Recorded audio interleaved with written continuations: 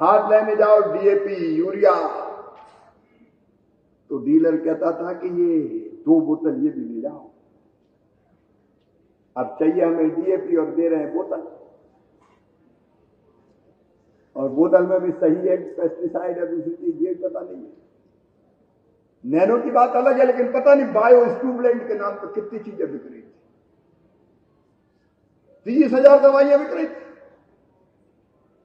मैंने बुला के पूछा, भैया ये 30,000 दवाइयां बोतलों में बिक रही है, किसानों को पकड़ा रहे हो पैकेट बोतल, इनका कहीं वैज्ञानिक परीक्षण हुआ है कि इनसे कोई फायदा है?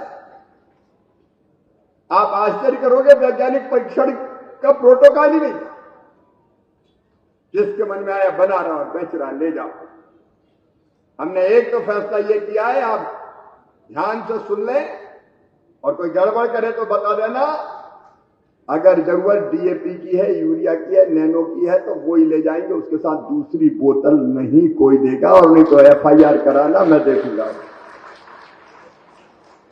ये जबरदस्ती नहीं दे सकते कि इसके साथ ये ले जाओ।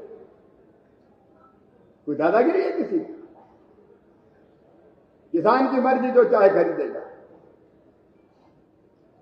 और ये मैं बायो स्टूबलेंट की बात कर रहा था, जब मैं बना कृषि मंत्री पूछा तो बोले नहीं ये नहीं है, तो इनका ये तो बनाओ, चले 1 साल अनुमति दे दो, बनी रखिए और तब तक बना लेंगे, नहीं तो फिर कोई दवाई जाएगी नहीं। हम कहा 1 साल दे लो भैया, 1 साल के बाद पूरा हो गया, चल 1 साल और दे दो। इनका बिल्कुल नहीं। हमने 3 महीने में कहा कि परीक्षण कराओ। कहा? आईसीआर के इंस्टीट्यूट में या एग्रीकल्चर यूनिवर्सिटी में। जब वैज्ञानिक डाल के देखे 3 जगह और उत्पादन बढ़े और उसकी रिपोर्ट आए तो मानेंगे ये दवाई सही है, नहीं तो नहीं मानेंगे। तो 30,000 में से 22,000 तो आई नहीं। 8,000 ने कहा कि हम आएंगे, उनमें से कराए तो 642 दवाइयां काम की निकली भैया। 642 बाकी नहीं बिकने दूंगा, चाहे कुछ हो जाए, जब तक वैज्ञानिक सिद्ध ना करे।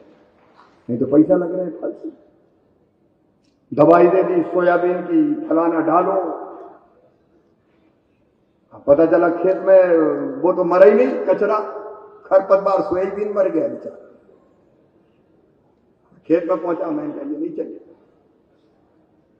लाइसेंस रद्द हो गया, किसानों को मुआवजा मिलेगा।